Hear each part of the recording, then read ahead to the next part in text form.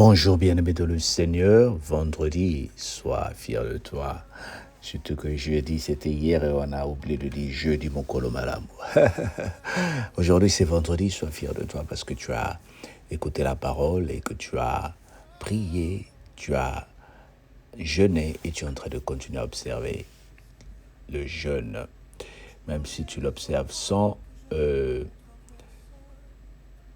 en mangeant, c'est aussi bien. Comme j'avais dit hier, ce n'est pas un jeûne de grève de faim. Alors, nous sommes en train de vouloir prendre ici le livre d'Ésaïe, à partir du chapitre 58, 6 à 7. Voici le jeûne que je préconise. Détache les chaînes de la méchanceté. Délie les liens de la servitude. Renvoie libre ceux qui oppriment, ceux qu'on opprime, et que l'on rompe toute espèce de joug. Et le 7, il dit, partage ton pain avec celui qui a faim. Couvre celui qui a nu.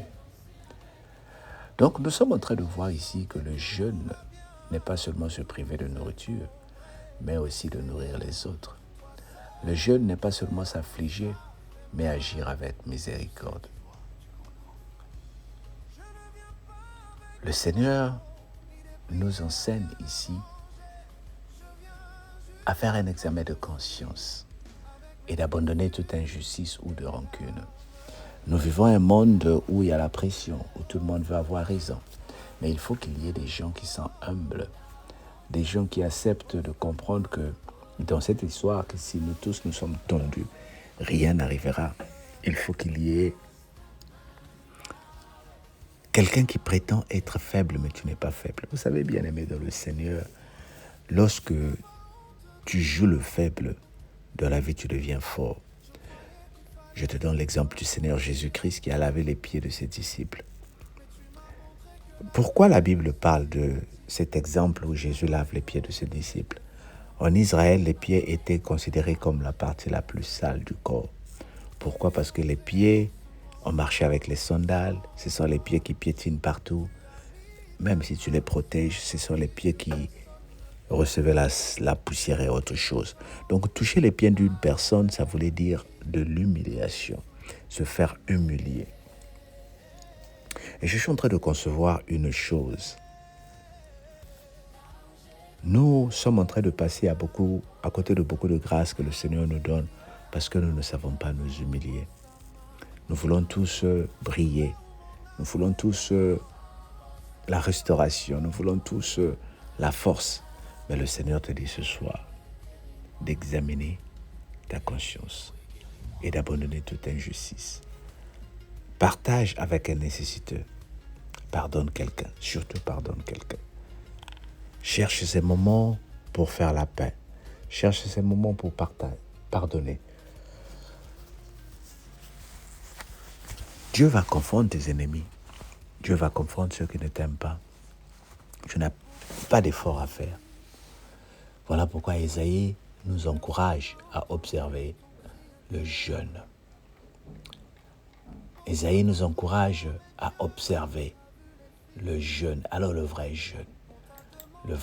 jeûne, celui de la soumission à Dieu, s'abandonner près du Seigneur. À s'abandonner. C'est un jeûne de grâce. C'est un jeûne de paix. C'est un jeûne où nous sommes en train d'utiliser la parole de Dieu pour éclaircir les autres. Où nous sommes en train de montrer aux autres que le jeûne n'est pas quelque chose de religieux, mais c'est une transformation. Le jeûne qui plaît à Dieu produit des fruits. Dieu dénonce l'hypocrisie. Dieu nous encourage à s'examiner intérieurement, à changer de comportement. Dieu nous demande à bénir ceux qui sont dans les problèmes. Alors, qu'est-ce que le jeûne va t'apporter cette année? Elle va t'apporter la lumière et la clarté spirituelle. Le jeûne va apporter une guérison rapide dans ta vie. Elle va faire que ta prière soit exaucée. Et surtout, il va t'aider, à avoir une direction et une provision. Le jeûne que tu es en train de faire va aider à la restauration.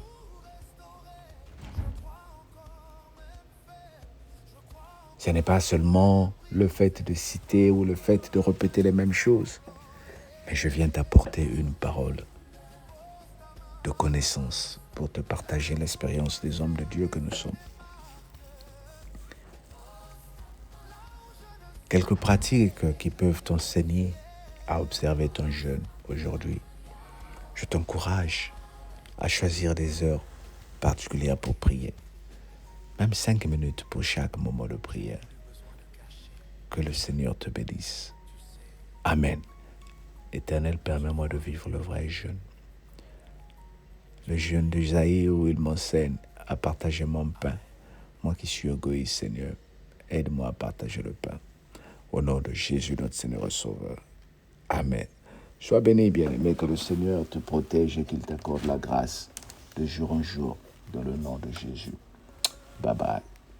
On se dit bon week-end. Et pour ceux qui jeûnent avec nous ce soir, nous nous retrouvons pour la prière et nous continuons nos moments de grâce ensemble. Que le Seigneur te bénisse. Bye bye. Tu connais les endroits que je ne montre à personne, les blessures derrière mon sourire, les cicatrices que même les chants n'arrivent pas à cacher. Là où j'ai douleur, pose ta main. Yahweh, viens guérir. Même si je ne le dis pas, tu sais, il y a des douleurs que les mots ne savent pas expliquer. Des nuits où j'ai pleuré sans voix, des jours où j'ai souri pour ne pas inquiéter. Mais toi, tu voyais les tempêtes derrière mes yeux. J'ai marché avec des blessures cachées. J'ai dansé avec un cœur brisé. J'ai chanté tout va bien alors que tout s'effondrait. Seigneur, toi seul sais où ça fait mal. Tu sais, tu vois, tu comprends. Je ne viens pas avec des grands mots, ni des prières bien arrangées. Je viens juste comme je suis, avec mes fissures et mes larmes.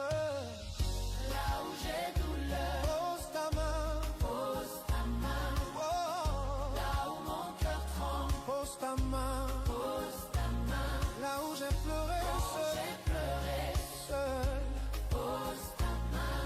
Yahweh, Yahweh, guéris-moi. Yahweh, Yahweh, guéris-moi. Tu n'as pas honte de moi. Je croyais qu'il fallait être fort pour venir à toi, mais tu m'as montré que la faiblesse aussi t'attire. Tu n'as pas eu honte de mes défaillances. Tu n'as pas tourné ton regard quand j'étais cassé. Tu es entré doucement, Sans bruit, sans reproche. Tu as mis ta main sur la partie que personne ne touche. Et j'ai senti la paix revenir comme une source. tu m'as aimé, même blessé.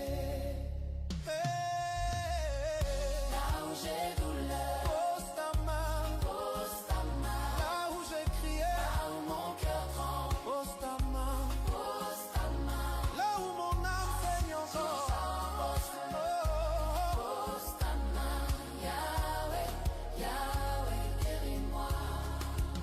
Yahweh, Yahweh, guéris-moi.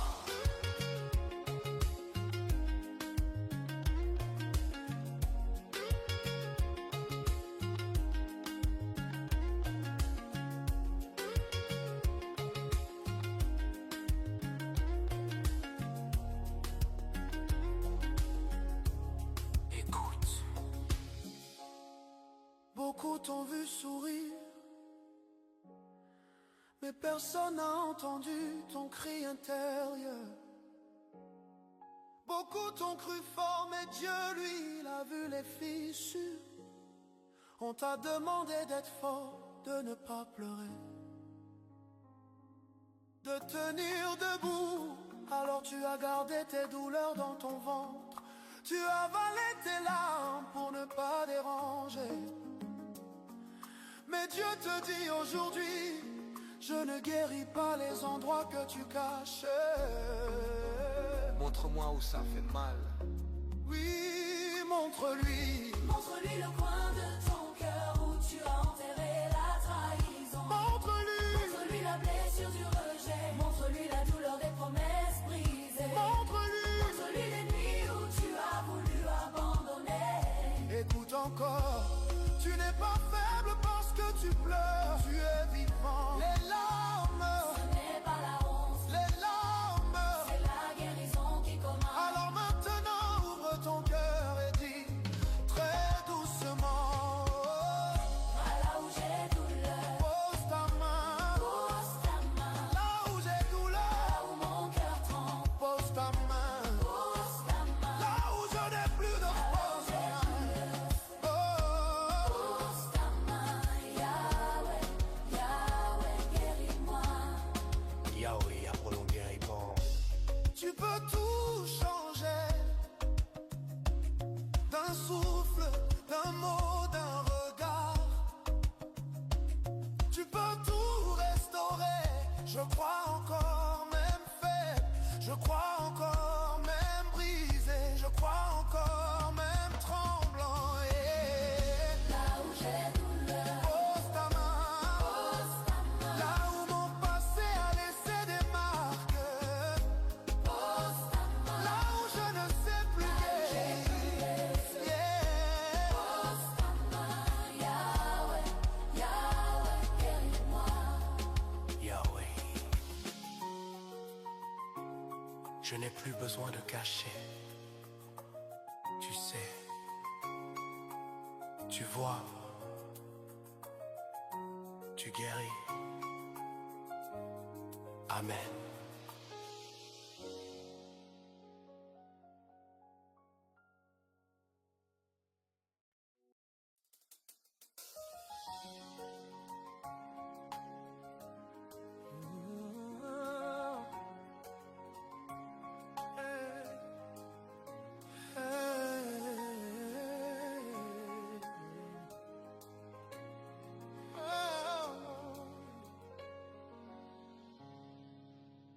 Seigneur, tu connais les endroits que je ne montre à personne, les blessures derrière mon sourire,